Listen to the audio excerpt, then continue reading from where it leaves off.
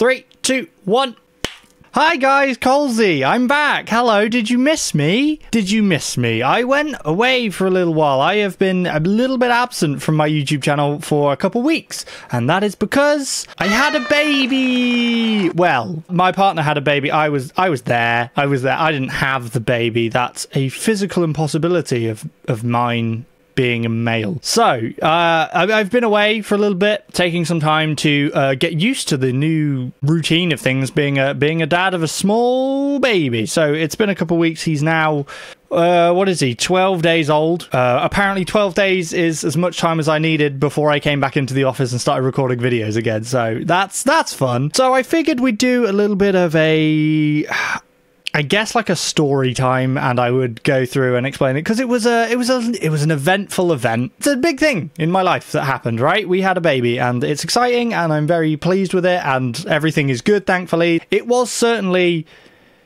an eventful time. Good way to come back to the channel would be to just discuss and explain and tell the story of how my not daughter came into this world. And I will be coming back to regular content ASAP. I have some videos that I managed to get edited while I've been off work. Wow, I just called this work. While I've been out of the office, this is work, but it's just funny for me to call it that. I think it's because everyone's been asking me what I do for work, like when we've had these like health officials and... not health officials, I don't know what they are. The midwifey people and registering his name and stuff, they all ask me what I did for a job. And so I have to then tell them that this is what I do. It's a funny old time. Also, PewDiePie already beat me to this announcement by announcing his child, so god damn it. Where to start? The whole pregnancy, it's been an adventure. It's not for me, well, yes for me, but mainly for my partner Sarah, because she's the one growing the baby. So everything had been going well. We've been having, you know, the scans and been going to all the appointments that we should have been going to and all that stuff. And everything has always been fine and good. And it was always going well. Perfect pregnancy as far as I can tell. Everyone kept saying it was really good. So that's a good start. There was no issues, nothing that to be concerned about, apart from one time when we were told after a scan, oh, there's no need to be concerned about his growth anymore, and we didn't know we were supposed to be concerned about his growth because it was kind of fine. It just dropped a little bit, so we weren't concerned anyway. But then when they said we weren't supposed to be concerned, I guess we weren't concerned because we didn't have to be anymore, even though we weren't anyway. Anyway, that was the only slight thing. Then it got to the period of time where birth could be any day, any second, any hour. That became quite a stressful time because Sarah was in pain and she had what they call Braxton Hicks, which is like practice contractions. Contractions is what they call it when your body is trying to push the baby out, I believe.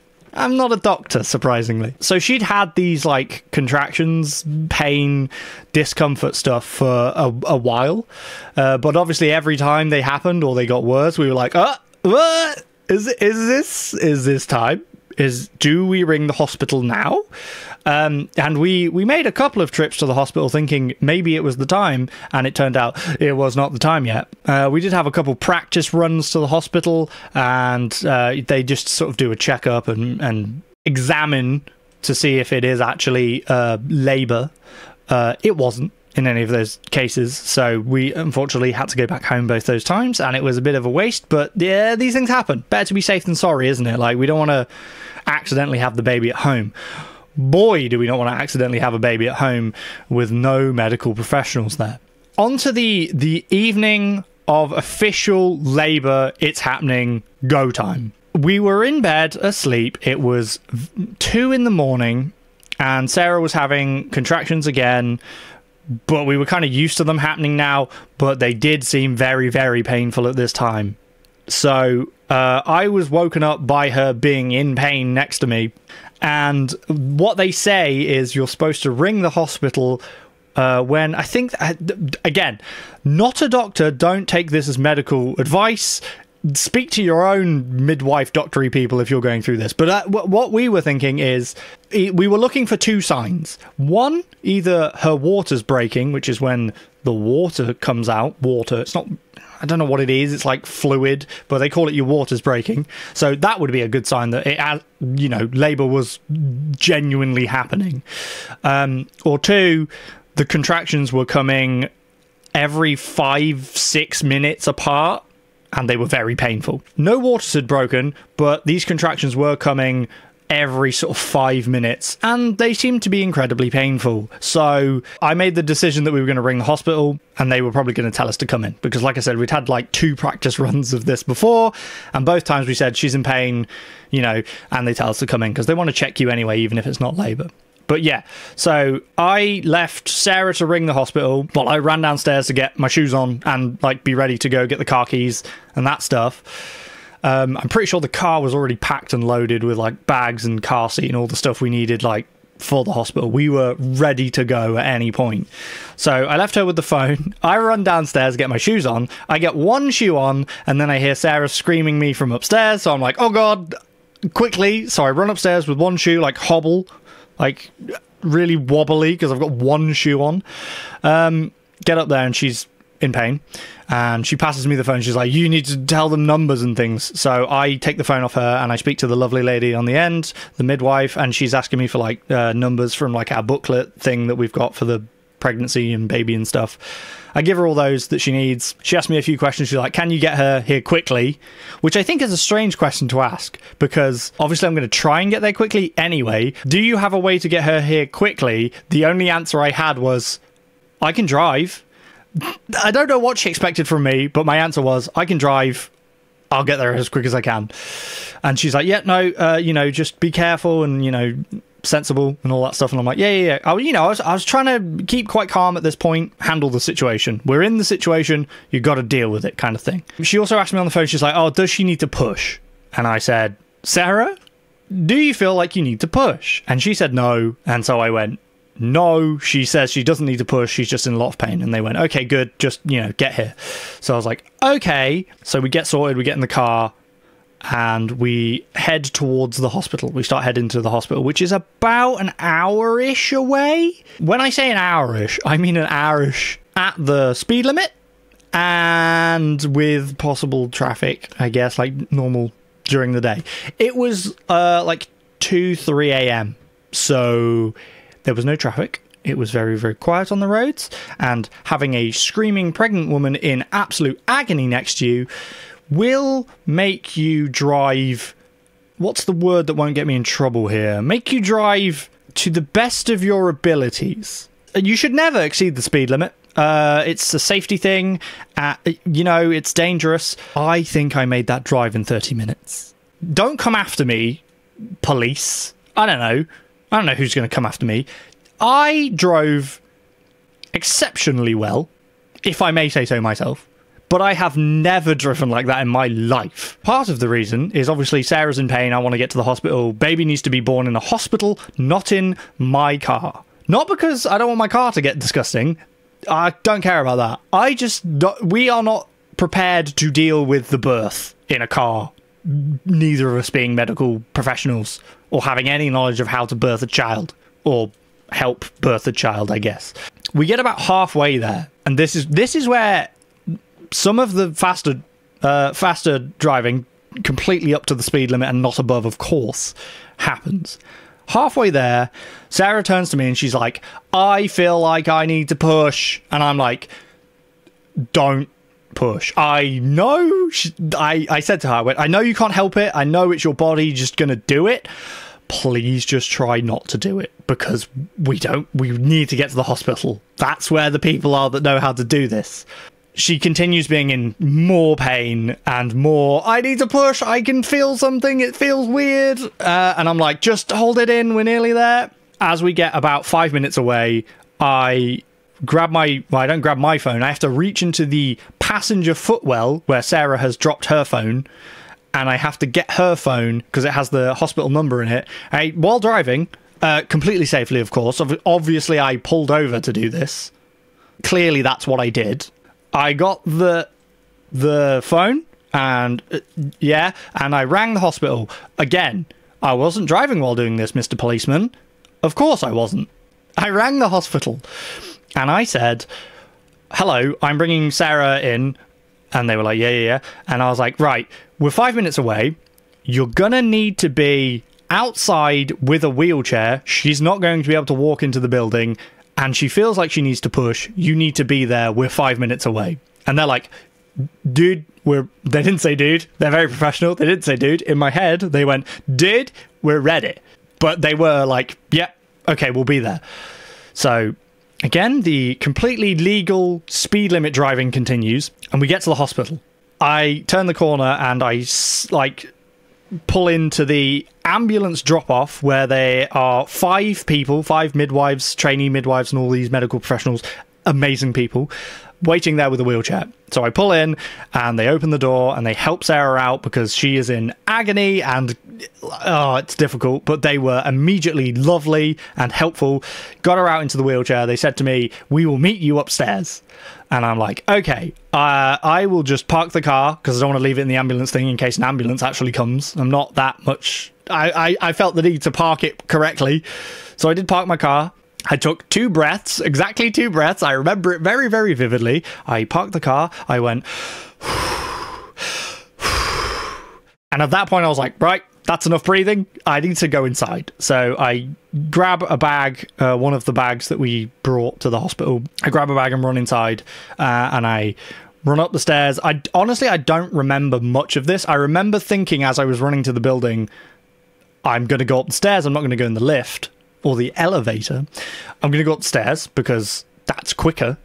So I run upstairs and somebody must have let me into the ward. I don't remember because normally you have to like buzz in and stuff, but clearly they were expecting me because it had been about 1 minute since I dropped Sarah off. I get into the ward. They show me the room. I go into the room. Honestly, this is what I am met with when I go into the room. Door opens. I'm met by this. I'm just met by ass. Not clothed ass, naked ass. That's my partner's naked ass.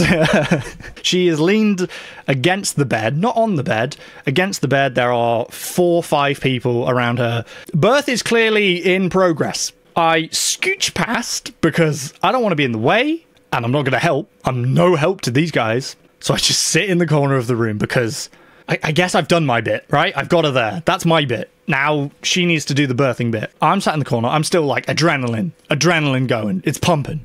And then within about, I'm not kidding, a minute of me being in the room, my son was born. It was that quick, honestly. Like, we must have been in that hospital for easily less than 5 minutes, maybe like 3 minutes, from car to birth. It was insane. Like, honestly, like that thought I had of, do I go up the stairs or do I go in the lift? If I'd gone in the lift, I would have missed the birth of my child. It was that, like, cutting it that close. So it was insanity. Like I said, we've been going for all the scans that they do. We've just been going through the NHS. We didn't go for any private scans or anything. We didn't feel the need to do that. You know, we're quite happy with the scans that we're having on the NHS. And like I said, everything was fine. So happy. They were the scans we went for. And at a certain point, they can tell you the gender, the sex of your baby. They can tell you whether you're having a boy or a girl. So when we got to that point in the pregnancy, we asked because we wanted to know. We didn't want to do a surprise or a gender reveal particularly or anything like that. Well, you know, I did a little post-gender reveal. But we were told by the man who did the scan that he was 95% sure that it was a girl that we were having, which we didn't mind whether we were having a boy or a girl. We were happy either way, you know, happy that they, as long as they're healthy and, you know, we didn't mind. You'll see where this is going. When my son was born, and, you know, we'd been in the hospital all of 3 minutes, and they went, oh, here you go, here's your child, handed it to Sarah. I'm way back in the corner. It's quite a big room. It's a delivery room, so they had a lot of space. They sort of hand her the baby, or put it on the bed in front of her. I think they actually did. And they're like, oh, did you know what you were having? And we went, oh, yeah, a girl. And they went, that's not a girl, that's a boy. So that was when we knew we'd had a son, not a daughter. A fun surprise. Honestly, I thought more than that. I think in that moment I was beaming with happiness, smiling, sat in the corner, just happy that everything had gone well. I'd got there, the baby was born, the baby was crying, it was healthy, all that stuff, everything was fine. I think I laughed because I was like, oh, of course it's a boy. Of course it is. This is just our look, that we have prepared for a girl. We have bought a lot of girls' clothes. and we have a boy. So I think I laughed. I think I genuinely did laugh a bit. Just a little giggle to myself in the corner. Like, forgetting about, like, oh god, we've got to get new clothes and that stuff. That's fine. It's just stuff. We can get new stuff. We didn't have to get a new cot or anything like that. Most of that was all neutral. It was just the clothes more than anything. And the name. Obviously, we had picked out a girl's name. We had decided on a girl's name. We could never agree on a boy's name. We have agreed. We have decided on a name. We registered him. He's called Sebastian. Seb for short. That's what we're calling him, Seb. But at the time, we had no idea. Like, we're like, this is going to be a whole thing. We're back to the moment. It's a boy. I'm smiling in the corner, happy. You know, Sarah's happy. It's done. He's here. It wasn't too bad. She had no pain relief, by the way. It was that quick into the hospital. They had somebody getting the gas and air, which is what they give pregnant ladies, apparently. I don't know. They had the gas and air, like somebody was getting it ready, but they got into the room and they're like, we don't have time for that. So she had no pain relief at all, which she is an absolute boss. She did an amazing job. I was going to say thank her more, but I guess I do need to thank her for like doing such an incredible job, but she did really do an amazing job. And incredible. We're in the moment. The boy child has been born, and one of the midwives turns and looks at me in the corner because, you know, I don't know, just seeing how I am, and she goes, "Are you okay?" And I'm like, yeah. And she goes, "Oh, can I just hang on?" And she comes over and she puts her hand on the back of my head and pushes my head down and like pushes me forwards, like, I was gonna say like bends me over, but that's weird. I was sitting in a chair, so she like pushed me down, pushed my head down a bit, held my head and got me a cup of cold water and was like, "You were going to pass out." And I was like, "What? I feel okay." And she went, "No, you were about to go. I just wanted to make sure if you were going to fall, you weren't going to fall from quite such a height." I didn't realise. All the adrenaline, everything that was going on, it had completely passed me by the fact that I apparently was about to pass out, but apparently I looked like I was about to go.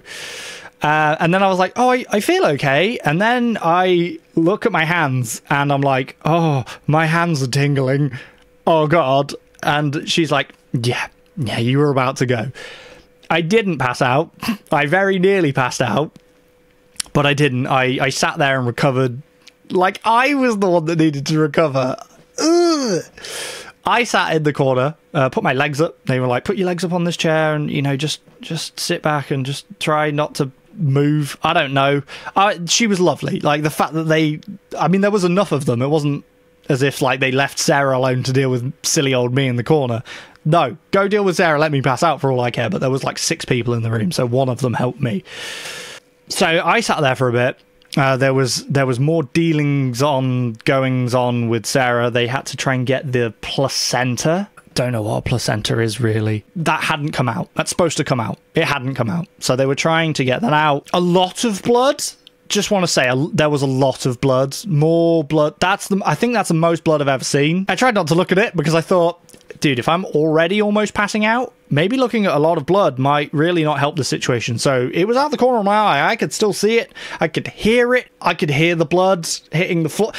Yeah, Sarah did lose a fair amount of blood, but she's fine now, which is good. In the end, they had to take her down to theatre to surgically remove this placenta because it was not giving up and coming out. I was just sat there holding my son at this point in the corner of the room, not doing anything, just kind of like mesmerised at, oh my God, he's here and I'm holding him and oh my God, he's, you know, classic parent thing. Oh, he's beautiful. Oh, I didn't cry, but it was beautiful and he is beautiful and I love him very much. Honestly, from then onwards, it was pretty much just general, like they would come around and check in on us, not me, they come and check around on obviously the baby, they check on Sarah, check her vitals and stuff. Obviously because she had lost a fair amount of blood, she lost, I think they said it was like 1.5 liters of blood that she lost, which turns out is quite a significant amount of blood. We were in hospital for 2 days just while they checked on us. Baby was fine and he was discharged quite quickly. It was Sarah they were worried about. Her heart rate was a bit raised and stuff, and obviously because of the amount of blood they wanted to keep an eye on her. Everyone was lovely and I cannot thank those people there enough. Like, honestly, what they do is incredible and they were all so lovely and so accommodating, even to me being like the little puss boy I was being, like almost passing out in the corner. They were lovely. They were so lovely the entire time, even though the NHS is like critically underfunded, and having been in it, in that situation, you can tell that there's not a lot of money being put into that, but these people do amazing jobs, and they do it with like the bare minimum. Fund the NHS, you dicks. Government, not you. You guys aren't dicks. You guys, no. You guys, awesome. Government, dickheads. It's been crazy, and for the past like almost 2 weeks, you know, since we've been home, week and a half, whatever it is, feels like a long time, but everything's been going great. He's such I'm gonna say this because I'm his dad, and I don't want to be one of those people that's like, my child is so cute and keeps going on about him, but honestly, like, he's just amazing. He's so cute, and our 10-year-old daughter Caitlin loves him, and she was hoping for a brother rather than a sister in like the whole time, so she's kind of got what she wanted anyway. But yeah, we're still settling in a little bit to like what life is like, the sleepless nights and the baby crying, but honestly, I wouldn't change it for the world.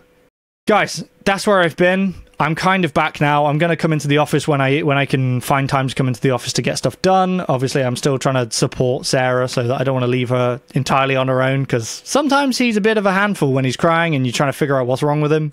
But yeah, I'm going to try and come back into the office and fit in some streams and video editing and record some videos and stuff like this one. Like, this is the first video I've recorded since he's been born. I've edited some stuff that I had recorded before, and I've got to do thumbnails and stuff for that. But yeah, we're back. So I thank you for bearing with me in this time. I've been trying to upload shorts and keep some content on the channel as best as possible, but I should be back to semi-full operation pretty soon with content. So I hope you guys have enjoyed the story. Thank you guys for watching. I really hope you enjoyed it. Please remember to like, comment, and subscribe, and go check out some of my other videos. I really appreciate you guys sticking with me through this eventful life moment.